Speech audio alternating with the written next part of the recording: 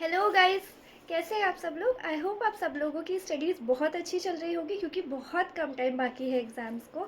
And yes, इस moment पे आप लोगों के लिए सबसे ज़्यादा ज़रूरी यही है कि जितना आप पढ़ रहे हो वो सब माइंड में बहुत अच्छे से रिटेन हो।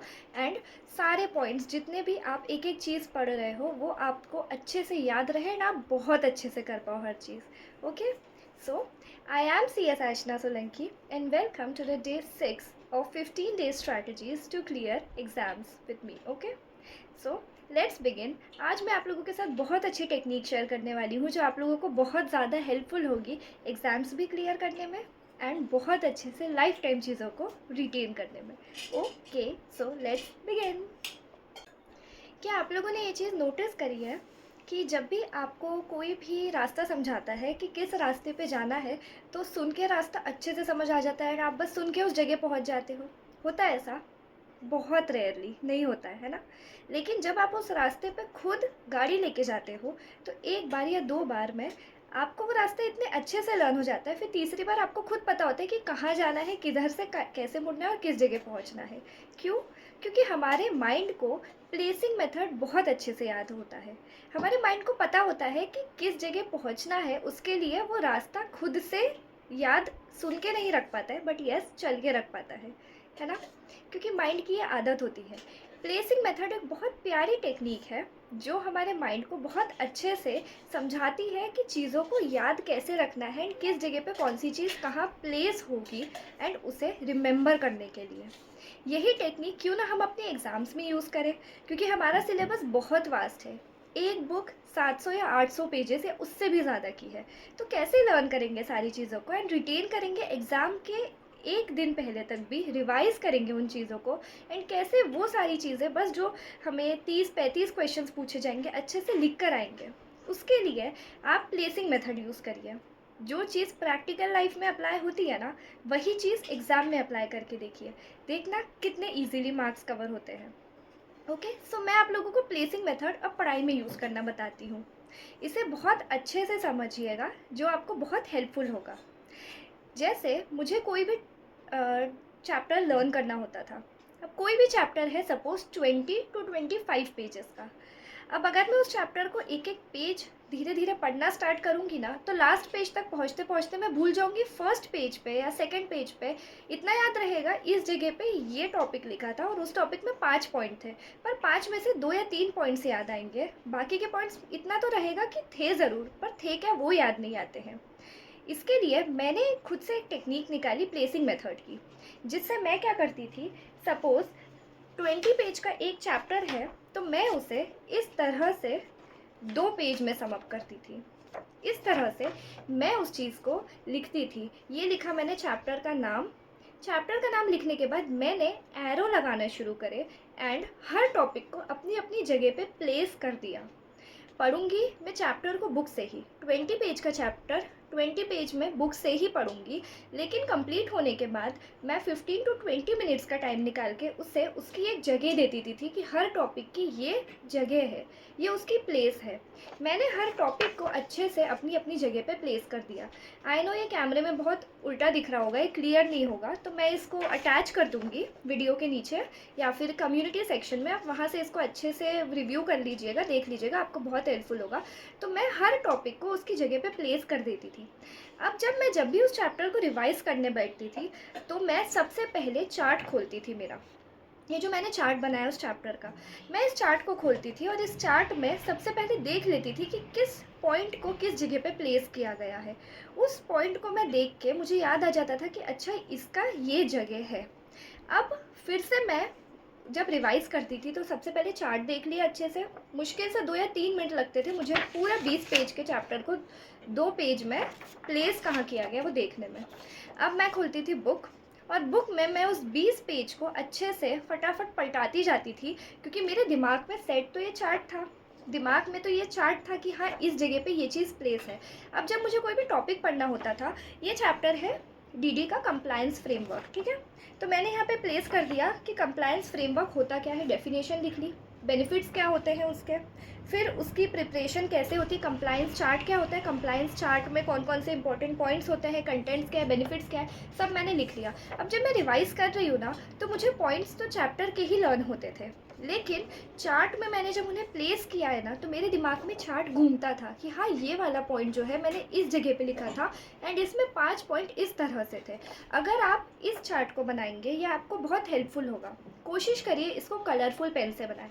आप जितने कलरफुल पेन से बनाएंगे इसको, आपको याद रहेगा कौन सा टॉपिक किस जगह पे कैसे लिखा गया है। ब्लैक एंड वाइट से बहुत आसान तो नहीं होगा, हाँ अच्छा रहेगा, बट ब्लैक एंड वाइट से आपको बहुत अच्छे से चीज़ें याद नहीं होगी। जितना कलरफुल बनाने की कोशिश करेंगे, उतना आपको माइंड बहुत अच्छे से उसको लर्न कर पाएगा, ठीक है। और साथ में मैं जितनी भी है उनके एक्रोनिम्स लिख लेती थी, कि सपोज कंटेंट्स क्या है कंप्लायंस चार्ट के, तो कंप्लायंस चार्ट के कंटेंट्स है RR स्कॉट, तो रूल्स एंड रेगुलेशंस होते हैं, रिस्क लेवल ऑब्लिगेशंस हो गई, statement which provide compliance obligation, है ना, कंप्लायंस रिस्क मिटिगेशन, इस तरह से मैंने उसके क्या लिख लिए, पॉइंट्स लिख लिए। एग्जामिनर जब भी कॉपी चेक करता है, उसको सबसे ज़्यादा ज़रूरी मॉडल आंसर से रिलेट करना होता है, तो वो आपकी कॉपी चेक करते टाइम हमेशा यही कोशिश करेगा कि आपने जो पॉइंट्स लिखे हैं वो आपके मॉडल आंसर से मैच कर रहे हो, तो एटलीस्ट उसमें वो टर्म्स आने चाहिए जो बुक में लिखे हैं। अब बुक के टर्म्स लर्न कैसे होंगे, जब मैं उन टर्म्स को छोटा छोटा यहाँ लिख लूँगी, तो मैं अपनी इंग्लिश में जो लाइन बना के एग्जाम में लिखूँगी वो तो वही होगी जो हम मन से थोड़ी बहुत फ्रेम करते हैं, लेकिन उसमें वो लीगल टर्म्स जो है जो मैंने इधर प्लेस कर दिए हैं, ये आएंगे दिमाग में, ठीक है। तो पढ़ना कैसे है, 20 पेज बुक से पढ़ने हैं, लेकिन पढ़ने के बाद उन्हें प्लेसिंग मेथड के थ्रू प्लेस कर देना है उनकी जगह पे। मैंने 20 पेज के चैप्टर को 2 पेज में समराइज़ किया है। आई नो आप लोगों को ये सुनने में बहुत डिफ़िकल्ट लग रहा होगा कि हम 20 पेज के चैप्टर को 2 पेज में कैसे कर लें, लेकिन पहले मुझे भी लगता था, बट वन डे रिवीजन के लिए सबसे ज़्यादा क्रूशियल टेक्निक यही है, क्योंकि अभी आप जान लगा के दिन रात कितनी भी पढ़ाई कर लो, आप खुद देखना, अगर वो एक दिन पहले आप पूरा सिलेबस रिवाइज करके नहीं जा पा रहे हो, तो आपकी एग्ज़ाम्स में मार्क्स नहीं आएंगे, आप भूलोगे पॉइंट्स। तो इसीलिए आपको सम अप करना ज़रूरी है। इसीलिए आपने देखा होगा काफ़ी इंस्टीट्यूशन की जितने फैकल्टीज़ हैं वो क्या करते हैं, आप लोगों को यही सिखाते हैं चार्ट्स कैसे बनाए जाए, किस तरह से ईजी तरीके से लर्न करी जाए चीज़ें, क्योंकि सबसे ज़्यादा क्रूशियल तो याद रखना है ना। तो याद आप कैसे रख पाओगे, जब आप इन 20 पेज के चैप्टर को 2 पेज में सम अप करोगे। तो आप लोगों को सबसे पहले तो ध्यान रखना है कि एक छोटा पेज लो, उसमें बीच में चैप्टर का नाम लिखो, उसमें एरो निकालो अलग अलग, एंड देन वहाँ पे लिखो कि हाँ इसका ये पॉइंट यहाँ लिखा है, मैंने यहाँ लिखा है, एंड जब भी रिवाइज करने बैठो आप याद रखो कि हाँ ये वाला पॉइंट इस जगह लिखा गया है, एंड इसके 5 पॉइंट थे, एंड कोशिश करो आप उसके एक्रोनिम बना के लिखो। जैसे मैंने कंटेंट्स जो होते हैं उसके कंटेंट्स जो होते हैं कंप्लायंस चार्ट, उसको लिखा है RR स्कॉट, तो मुझे याद रहेगा 2 बार 3 बार, चौथी बार मुझे खुद से याद है RR स्कॉट। अब RR स्कॉट तो किसका मीनिंग क्या होता है। वैसे ही अगर मैं देखूं कि सपोज़ जो होता है ना कि क्या क्या चीज़ें कंसिडर करता है कंप्लायंस चार्ट, तो कंप्लायंस चार्ट में लैम MR होना चाहिए। लैम MR क्या होना चाहिए, आइडेंटिफिकेशन, लॉ, रूल, रेगुलेशन का risk assessment, risk mitigation, compliance monitoring, compliance reporting, लैम MR। इस तरह से मैं लर्न करती थी, है ना। तो आप कितनी भी कोशिश करो, आप कोशिश करो कि आप अच्छे से कर पाओ। अब सपोज़ कंप्लायंस रिस्क जो होती है उसकी मेथडोलॉजी क्या होती है, तो उसकी मेथडोलॉजी होती है रिस्क PP को। रिस्क PP को मतलब रिस्क असेसमेंट क्या होता है, policies procedure, programme design and development, communication training, ongoing self assessment, इस तरह से। मैं आप लोगों के रेफरेंस के लिए बहुत अच्छे से मैंने जो जितने भी चार्ट्स बनाए इनको अटैच कर दूँगी, या तो मैं नीचे कमेंट सेक्शन के वहाँ पे कर दूँगी, या तो मैं इसको कम्युनिटी टैब में अलग से कर दूँगी, तो 2-3 चार्ट्स भी आपको देख के एक आइडिया लग जाएगा कि किस तरह से पढ़ना है। कोशिश करें कि स्पेशली जो टफ चैप्टर्स है उनको तो आप प्लेसिंग मेथड के थ्रू याद रखिए, क्योंकि प्लेसिंग मेथड ही एक मेथड है जो हमको हेल्प करेगा हर चीज़ रिमेंबर करने में। क्योंकि ये होता है ना कि अगर आप एग्ज़ाम में 2 टॉपिक भी छोड़ रहे हो ना, तो पूछे वही 2 टॉपिक जाते हैं। ऐसा मेरे साथ तो हमेशा होता था, मैं अगर 2 टॉपिक छोड़ के जा रही हूँ ना, पता नहीं कैसे क्या ही होता था, किस्मत में क्या होता है, वही 2 टॉपिक पूछे जाते थे, एंड मुझे इतना अफसोस होता था यार काश टाइम निकाल के वो टॉपिक भी पढ़ लेती थी। तो मैं छोड़ती तो कुछ भी नहीं थी, मैं हर टॉपिक को छोटे छोटे उसमें लिख लेती थी कि कोई भी टॉपिक छूटे ना, एटलीस्ट मुझे याद रहे हाँ कौन सा टॉपिक कहाँ लिखा गया है। प्लेसिंग मेथड बहुत ईजी टेक्निक है जो हेल्प करेगी आपको बहुत अच्छे से लर्न करने में, रिटेन करने में। जैसे कंप्लायंसेस चैप्टर है आपका एक DD में, है ना, तो कंप्लायंस चैप्टर, क्योंकि मैंने बच्चों से सुना है DD ही एक ऐसा सब्जेक्ट है जो आपको बहुत डिफिकल्ट जा रहा है रिटेन करने में। पढ़ तो आप इजीली रहे उसको, बट उसमें मार्क्स नहीं मिल पा रहे हैं बच्चों को। तो DD का जो कंप्लायंस चैप्टर था वो कितने 20 या 22 पेज का कुछ चैप्टर है, और उसी को देखिए मैंने कितने अच्छे से समराइज़ कर दिया। प्राइवेट कंपनी के कंप्लाइंसेस क्या होते हैं इतने, पब्लिक के क्या होते हैं इतने, ओपीसी के कितने होते हैं इतने, स्मॉल के कितने होते हैं, सेक्शन 8 के कितने होते हैं, बस इतने पेज में चैप्टर ख़त्म हो गया है मेरा।